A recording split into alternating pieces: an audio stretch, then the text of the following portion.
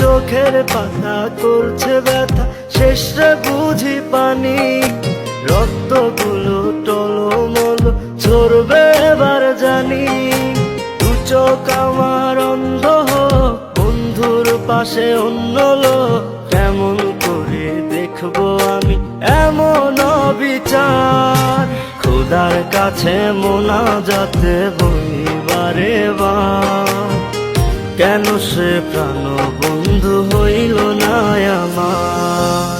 নই কি আমি তার যোগ্য, নাকি আমার এমন ভাগ্য, এত ব্যথা সইতে আমি পারবো না যে আর।